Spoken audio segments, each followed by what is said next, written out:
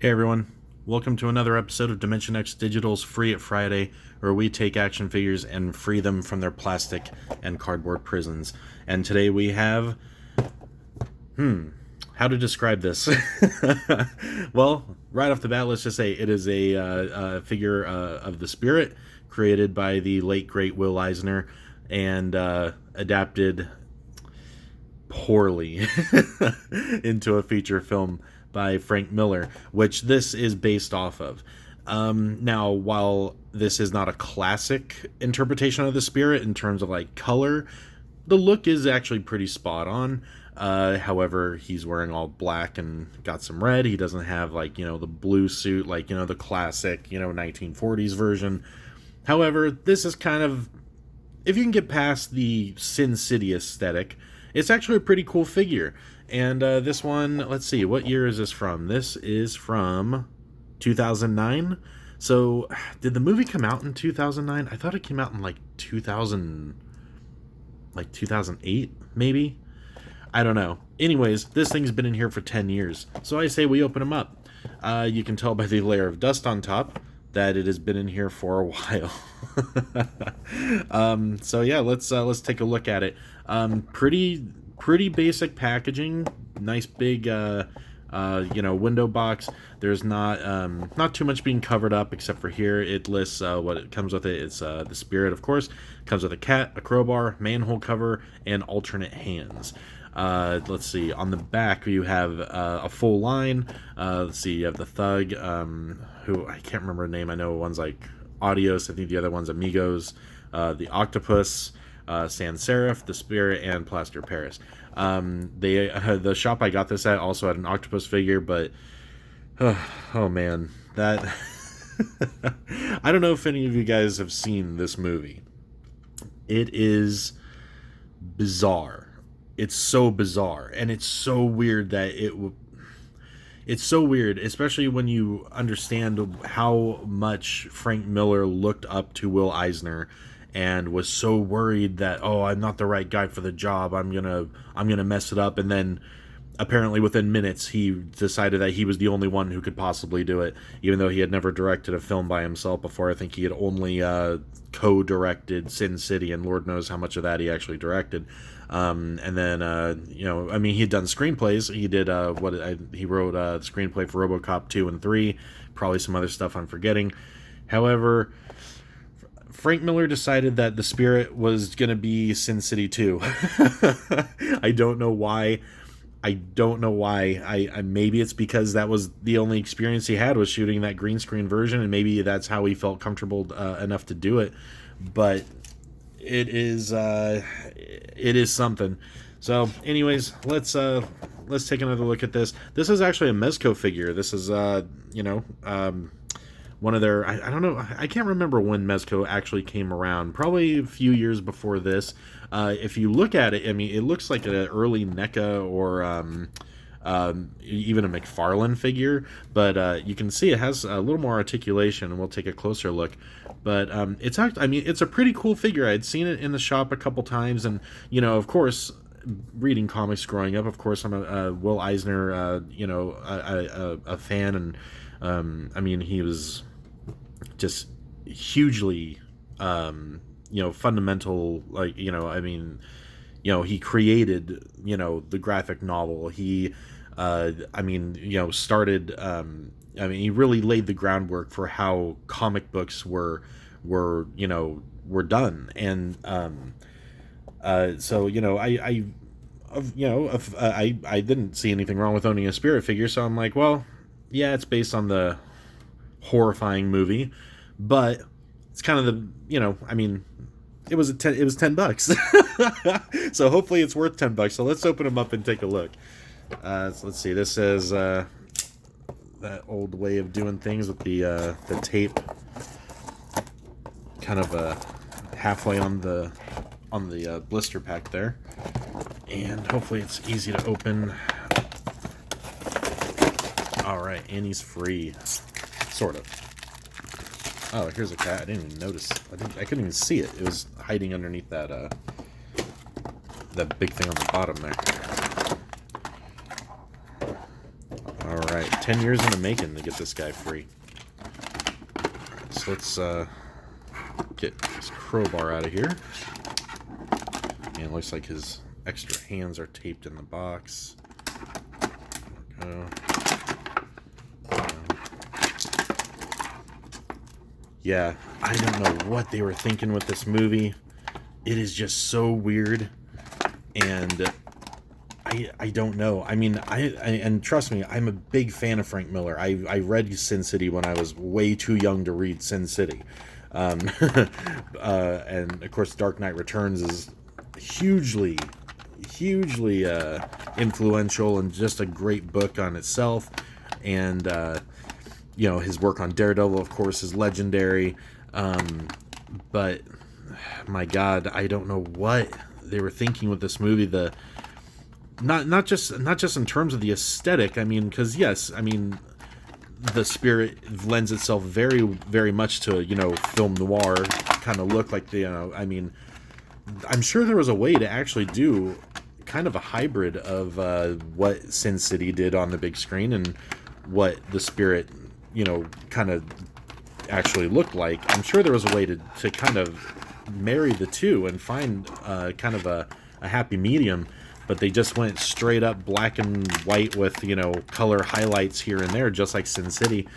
And like I said, maybe that was a comfort zone thing for Frank Miller to get his feet wet. But as the years goes on, Frank Miller is I can't tell if he's just coasting or if he's starting to lose it. A lot of people are saying he's really unhealthy just by the way he's been looking in the last few years, which hopefully, you know, I hope not. I hope he is doing well, and you know, like I said, I'm a big fan, and I really do hope he is all well and good. However, you know, especially for someone who grew up reading, you know, the well, I don't know if he actually read him. I don't know how old he is. But, you know, I mean, it seems like he would really try to stay more true to it, but he did not. Oh, I think I hear... Hey, Jacko. My son just came in the room. So here's a figure out of the package, and wow, he stands up really nice. And I gotta say, the sculpt work on it is really excellent. And he's actually got a lot more articulation than you would think he would, especially for a figure of this scale and of this era. So, I mean, he's got... God, he has... Hey, what are you doing over there, bud? Sorry, my son's rampaging. But he's got shoulder articulation. He has biceps, elbows, and wrist. Wow. And he also... Does he have waist? Yep, his waist swivels. He's got... oh, wow. Look at those joints. Those are crazy. Those are some crazy looking joints. It's like I said, I mean, this is a 2008, 2009 figure.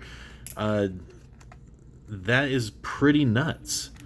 You can also twist his femur, which is completely anatomically incorrect, but I guess you could help. It will help you pose him. He's got knees and a little bit on his ankles there. What are you doing, bud? What are you doing? Oh, you got a scale? Okay. He's got one of my shipping scales. His trench coat is a nice soft rubber.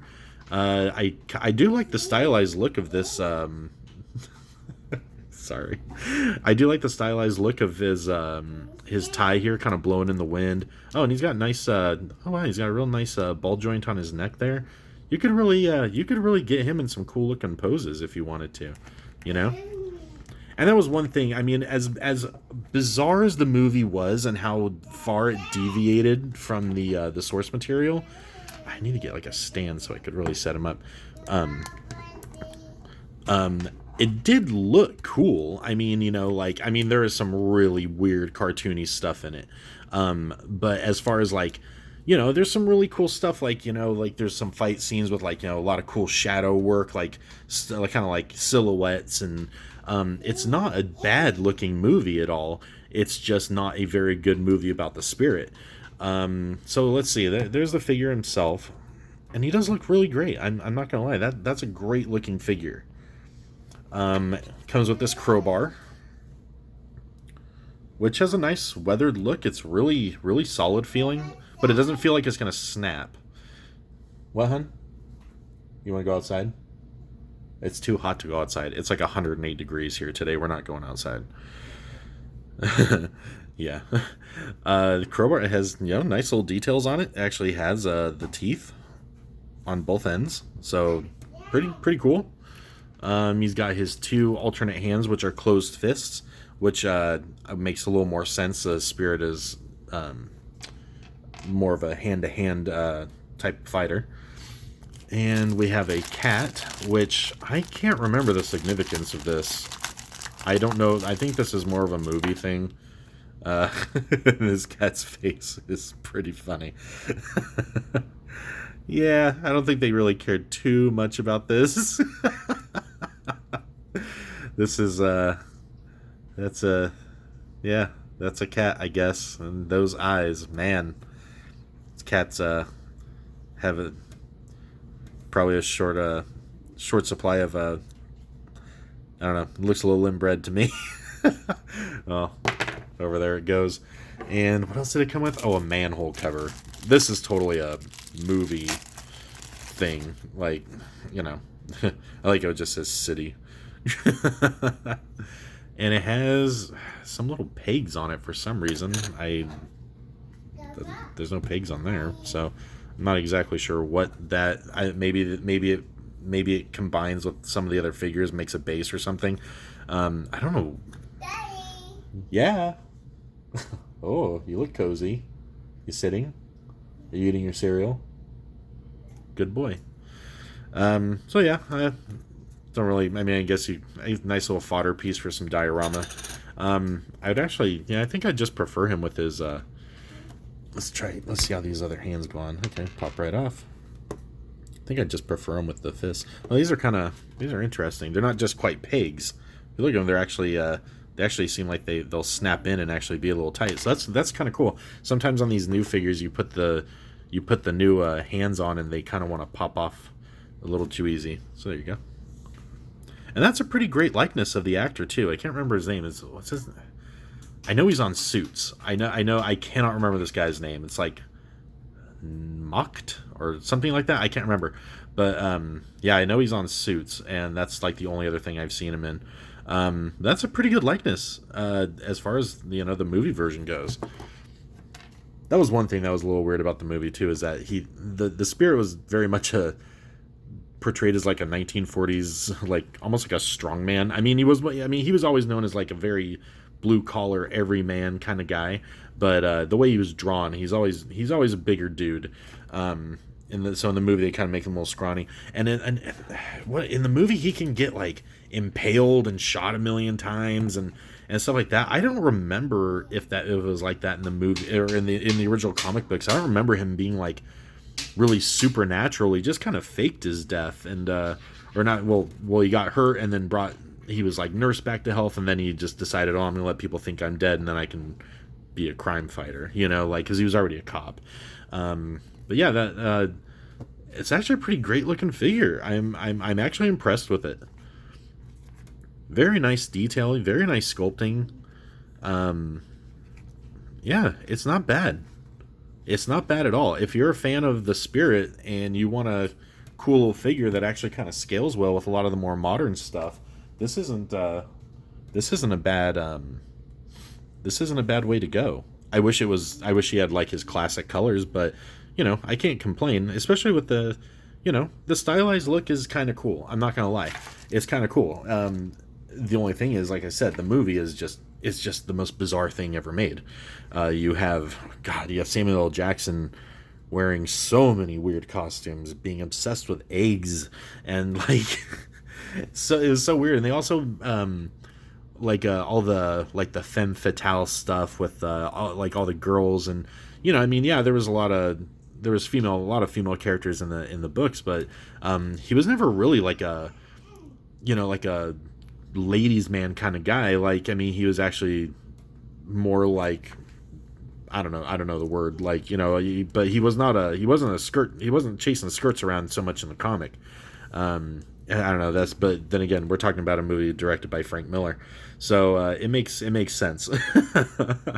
I actually been meaning to rewatch this movie for a while now. I bet it never. Every time I'm at the video store, it never enters my mind to pick it up, and then sometimes it'll pop in my head and going, God, remember that Spirit movie? So yeah, pretty cool figure. The accessories are a little. I mean, but with the Spirit, what more do you need? You really don't need accessories for him. But hey, if you're building a diorama, I got some parts if you're interested. So yeah, I guess that about does it. So another episode of Free It Friday is in the bag. This 2009 Mezco Spirit figure, Spirit movie figure, is free from his prison. And a surprisingly great figure, based on a very, very mediocre movie, but that mediocre movie is based on a very great character. So, in spirit, it is a great figure. So this is cool, and I mean, I can't complain for $10 picking up a 10-year-old figure of this quality. I mean, this guy's, he's sturdy. I'm really impressed. I like this figure a lot. I'm not going to go and get the octopus to go with him because, and I don't even know what they were thinking with the octopus, because in the comics, do you ever even see him? I know he's kind of like Dr. Claw from Inspector Gadget, where like all you ever see is like, his hands, So I don't know what they were thinking. Maybe they were like, well, he can do anything because you never really see him, so we'll make him wear samurai outfits and crazy shit like that. So I don't know. I don't know. I'm not Frank Miller. I wasn't there. Yep. Oh well. You live and you learn. Has Frank Miller directed anything since then? I don't think so. He might have helped with Sin City 2, and man, Sin City 2 was no good either. Too bad, because the first one was pretty awesome. All right. Well, anyways, guys, that about does it. Like I said, I'm going to keep my eyes open for, what are we going to be looking for? The Imposter Jason, which should be coming up soon. I'm trying to get my hands on one of those Ninja Turtle Batman Michelangelos. We'll see if I have any luck in the next couple days. So we'll see. So anyways, guys, happy hunting. Take care, and thanks for watching.